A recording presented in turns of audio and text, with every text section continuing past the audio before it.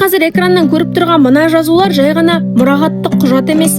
Бұл қазақ зиялыларының алаш азаматтарының өлім мен өмір арасында түрмеде отырып жазған құпия хаттары. 1920-30 жылдары кеңес үкіметі қазақ тілін күштеп алдымен латынға, сосын кириллицаға көшірді.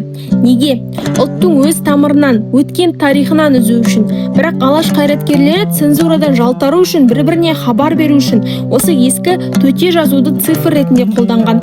Бүгін біз История арнасында алаштың сол құпия хаттарында не жазылғанын және әлемдегі ең логикалық әліпби төте жазудың не екенін және оны қалай оқуға болатынын түсіндіреміз.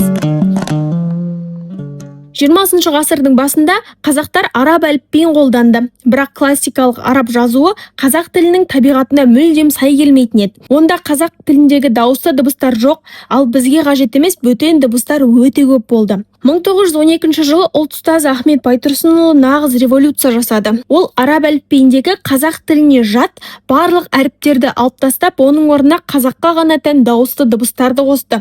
Ең бастысы ол дәйекше деген белгіні ойлап тапты. Осы кішкентай белгі сөздің жуан немесе жіңішке оқылатынын бірден анықтап беретін. Сөйтіп төте жазу, яғни тікелей, дәл, ешқандай артық ережесі жоқ ең ақылды әліпби дүниеге келді. 1930 жылдардағы репрессия кезінде алаш арыстары жаппай қамауға алынды. Оларға бір-бірімен сөйлесуге қатаң тыйым салынды. НКВД тергеушілері орыс тілінде немесе жаңа латын әліпбиінде жазылған барлық хаттарды оңай оқып, тексеріп отырды.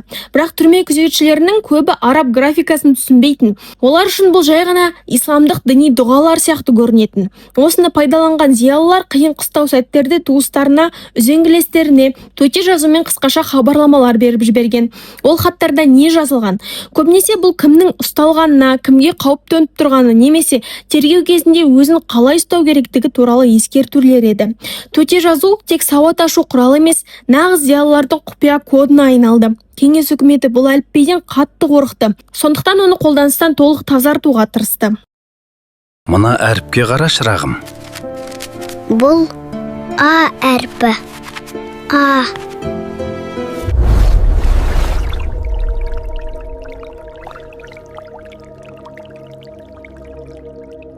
Қазіргі күні төте жазуды Қытай мен Моңғолдағы қандастарымыз әлі де қолданады. Бұл әлемдегі ең оңай әліпбилердің бірі.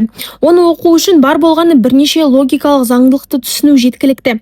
Біріншіден, төте жазу оңнан солға қарай оқылды. Екіншіден, сөздер бір-бірімен қосылып жазылды. Сөз басында, ортасында және соңында әріптің формасы өзгерді. Мысалы, мынау қазақ деген сөз. Ахмет Байтұрсынұлы қазақтың үндестік заңын тамаша пайдаланды. Егер сөздің басында дәйекше тұрса, демек бүкіл сөз жіңішке оқылады деген сөз. Ешқандай артық әріпті жаттаудың қажеті жоқ. Мынандай бір таңба таптым. Бұны жуан дыбыстың жанына қойсаң, жіңішке болып өзгереді. Мысалы, мына ә болып өзгереді. О ө болады. Ә болады. О ө болады. 4 ағарып 8 дыбыс. Қандай ұқшам? Иә. Оған дәйекше деп ат қойсам, дәйектеп тұрады ғой. Төте жазуды ұмыттыру арқылы кеңес үкіметі бізді бүкіл 1000 жылдық тарихи мұрамыздан, Шәкәрім мен Мағжанның түпнұсқа қолжазбаларынан, алаштың рухынан ажыратқысы келді. Бірақ бұл код біздің генімізде қалды. Оны қайта жаңарту, тарихымыздың құпия парақтарын өз көзімізбен оқу бүгінгі ұрпақтың қолында. Ақыры бүкіл қазақтың балаларын оқуға ала алмайсыз. Бір-екі балаға бола өзіңізге зиян келтіріп алмайсыз ба деген ғой. Бүкіл қазақтың баласын оқуға ала алмай, бірақ бүкіл қазақтың баласы қалай да оқуы керек. Бүкіл қазақ баласының оқығанын, сауатын ашып дамығанын қалаған ұлт ұстазы Ахмет Байтұрсынұлы бұл төте жазуды түрмедегі құпия шифр болсын деп емес, қараңғы халықтың көзі ашылсын деп жасаған еді. Және ол мақсатына жетті. 1912 мен 1929 жылдар аралығында Ахаңның осы төте жазумен жазылған оқу құралы 15 рет қайта басып шықты.